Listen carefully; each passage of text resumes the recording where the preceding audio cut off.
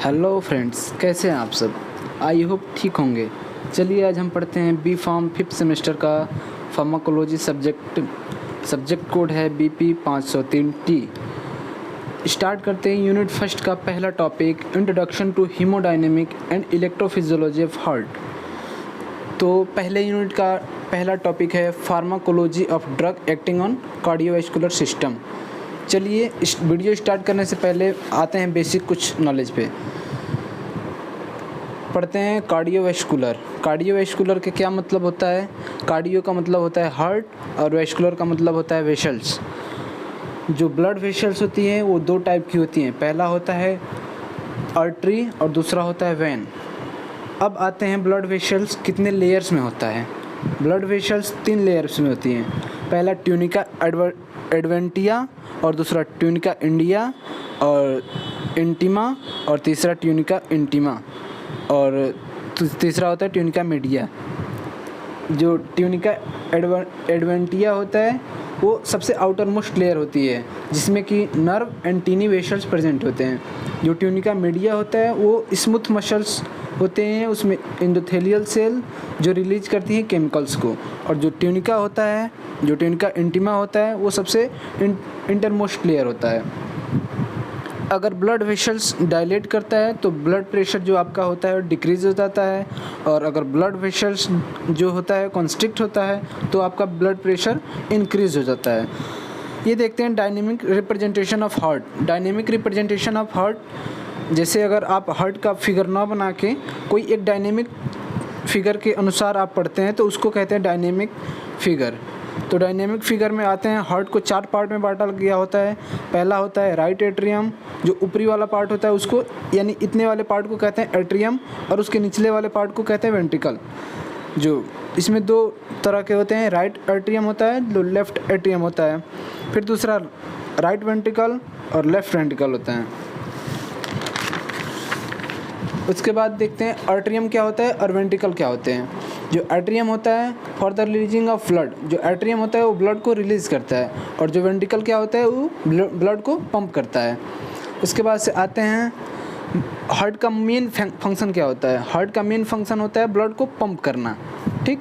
और वेसल्स क्या होती हैं। Vessels are the structure only the way direction allow to flow of blood, यानी कि जो वाल्व्स होते हैं वो एक स्ट्रक्चर होते हैं, वो बस ब्लड को अलाउ करते हैं फ्लो करने के लिए। It is mostly present in the wall of septum और इंटरली पोर्शन। वो सेप्टम पे प्रेजेंट होता है और इंटरली पोर्शन पे प्रेजेंट होता है। उसके बाद से देखते हैं आर्ट्रिकुलर वाल्व। ये 2 प्रकार की होती हैं, जो बाइकस्पिड होता है फिर ट्राइकस्पिड होता है। अब बाइकस्पिड और ट्राइकस्पिड क्या होते हैं। जो बाइकस्पिड होता है वो प्रेजेंट होता है लेफ्ट वेंट्रिकल और आर्टरियम के बीच में प्रेजेंट होता है, और जो ट्राइकस्पिड होता है वो राइट एट्रियम और राइट वेंट्रिकुलर के बीच में होता है। अब देखते हैं अरोटिक वाल्व। अरोटिक वाल्व क्या होता है। Aortic valve is present at the entry point of systemic aorta. जो अरोटिक वाल्व होता है वो सिस्टेमिक अरोटा के स्टार्टिंग पॉइंट में ही प्रेजेंट होता है। फिर अब होता है पल्मोनरी वाल्व। पल्मोनरी वाल्व क्या होता है। It is present in the part of pulmonary artery. यह एक पल्मोनरी आर्टरी का पार्ट होता है। अब देखते हैं आप आर्टरी। आर्टरी क्या होता है। आर्टरी वो वाल्व होता है जो कैरी करता है blood from the heart to body away from the heart, यानी कि जो आर्टरी होता है वो हार्ट से लेके बॉडी तक ब्लड को ले जाने का कार्य आर्टरी से होता है। और वेन क्या होता है टूवर्ड्स द हार्ट और which carry the blood flow body to heart, यानी कि जो बॉडी के विभिन्न ऑर्गन से लेकर हार्ट तक जो ब्लड लेकर आती है वो काम होता है वेन से। ये देखिए डायनेमिक फिगर होता है आपका हार्ट का। मोस्टली ये जो आर्च ऑफ ओरोटा होता है उसके 3 वेंस निकले होते हैं। इनका नाम होता है ब्रांकियोसिफेलिक आर्टरी, फिर लेफ्ट कॉमन कार्टिड आर्टरी, फिर लेफ्ट सबक्लीमेन आर्टरी। अब देखते हैं हार्ट साउंड। हार्ट साउंड क्या होता है। जैसे कि जब हार्ट फ्लो होता है तो वो एक साउंड प्रोड्यूस करता है। जो हार्ट साउंड होता है वो 4 टाइप का होता है, lobe sound, dub sound, H3 sound, H4 sound. इसको हम H1 H2 भी कह सकते हैं। अब लॉब साउंड क्या होता है। व्हेन द वेंट्रिकल सिस्टोल यानी कि जब क्लोजिंग होता है ट्राइकस्पिड एंड बाइकस्पिड तो एक साउंड प्रोड्यूस करता है जिसको हम लब साउंड कहते हैं। अब डब साउंड क्या होता है यानी कि H2 साउंड क्या होता है? वेंट्रिकल डिस्टोल यानी कि जब वेंट्रिकल डिस्टोल होता है यानी कि जब क्लोज होता है आपका वेंट्रिकल, जैसे ऐसे वेंट्रिकल जब क्लोज होता है तो एक साउंड प्रोड्यूस करता है, उसको हम डब साउंड कहते हैं। और H3 साउंड क्या होता है? रैपिड वेंट्रिकल फिलिंग, जब वेंट्रिकल फिल होता है यानी कि ब्लड जब आकर वेंट्रिकल में स्टोर होता है तो एक साउंड प्रोड्यूस करता है, वो होता है H3 साउंड। H4 साउंड क्या होता है? During the aortic systole that is pathonic sound, pathogenic sound. जब एरोटिक सिस्टोल होता है तो H4 साउंड प्रोड्यूस करता है, ये होता है पैथोजेनिक साउंड, इसको पैथोजेनिक साउंड भी कह सकते हैं। अब नेक्स्ट आपका है ब्लड फ्लो। मेन हम लोग का पर्पज़ ये था कि ब्लड फ्लो देखना। अब हमारा टॉपिक स्टार्ट होता है यहाँ से। ब्लड फ्लो का मतलब होता है ब्लड एक साइकिल में फ्लो होता है, जैसे ब्लड हार्ट से लेके पूरे ऑर्गन तक जाए, फिर ऑर्गन से होते हुए फिर वापस हार्ट को आए, तो बना रहा है ना एक साइकिल, इसी को कहते हैं ब्लड साइकिल, यानी कि ब्लड फ्लो या ब्लड साइकिल कह सकते हैं, या इसको सर्कुलेशन या ब्लड सर्कुलेशन साइकिल कह सकते हैं। अब ब्लड सर्कुलेशन साइकिल 3 तरह से होता है: pulmonary circulation, systemic circulation, coronary circulation. Pulmonary circulation का पर्पज़ क्या होता है? For the purification of blood. Pulmonary circulation से ब्लड का प्यूरिफिकेशन होता है, यानी कि ब्लड हार्ट से जाकर लंग्स में, लंग्स के बाद प्यूरिफाई होगा, फिर प्यूरिफाई होने के बाद फिर वापस हार्ट में आएगा। फिर आता है सिस्टेमिक सर्कुलेशन। सिस्टेमिक सर्कुलेशन क्या होता है? For the transport of nutrients and oxygen to all part of the body except heart. यानी कि जो सिस्टेमिक सर्कुलेशन होता है, इसमें जो ब्लड होता है वो न्यूट्रिएंट्स और ऑक्सीजन को पूरे बॉडी को कैरी करता है, सिवाय हार्ट को। ये लिखा है ना, एक्सेप्ट हार्ट, हार्ट को छोड़ के न्यूट्रिएंट्स और ऑक्सीजन पूरे बॉडी को कैरी करता है सिस्टेमिक सर्कुलेशन में ब्लड। अब आते हैं कोरोनरी सर्कुलेशन। ये एक स्पेसिफिक टाइप ऑफ सर्कुलेशन होता है यूज्ड टू सप्लाई ब्लड और न्यूट्रिएंट्स इन द हार्ट। चूँकि सिस्टेमिक सर्कुलेशन में हार्ट को न्यूट्रिएंट्स और ऑक्सीजन नहीं मिला, तो फिर हार्ट को भी न्यूट्रिएंट्स और ऑक्सीजन की ज़रूरत पड़ती है। इसके लिए एक होता है कोरोनरी सर्कुलेशन।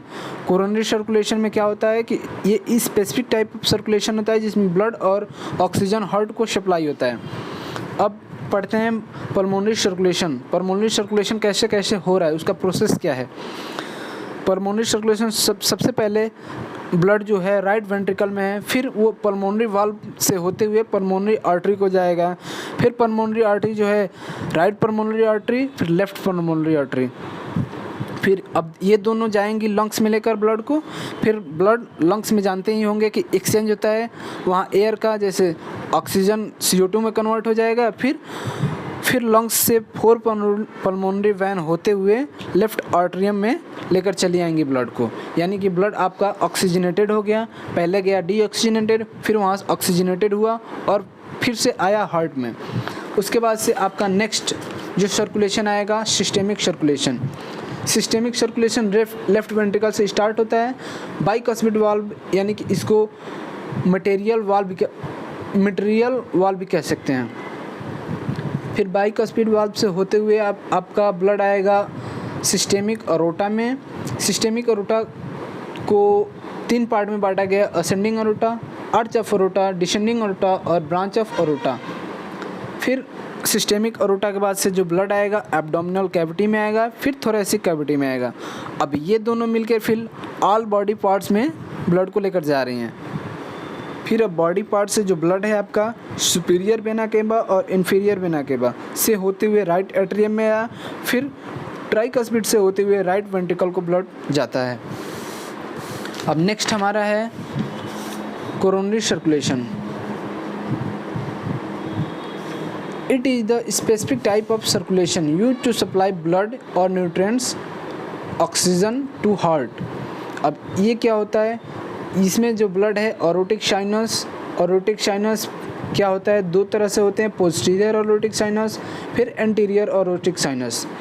फिर आता है राइट कोरोनरी आर्टरी में ब्लड, फिर उसके बाद से ब्रांच ऑफ एसए नोड, फिर जो ब्लड है ब्रांच ऑफ एसए नोड आया, फिर right acquired marginal artery, blood जो है मार्जिनल आर्टरी में आता है। अब मार्जिनल आर्टरी आपका दो तरह से होता है, पोस्टीरियर इंटेरीवेंट्रिकुलर आर्टरी, फिर पोस्टीरियर डिसेंडिंग आर्टरी। अब ये जाके आपका टर्मिनल राइट कोरोनरी, जहाँ पर दो चीज़ें आकर मिलती है उसको टर्मिनल कहते हैं, यानी कि दो अरोटरी आकर मिला उसको टर्मिनल कह देंगे। तो यहाँ पे कहते हैं टर्मिनल राइट कोरोनरी आर्टरी।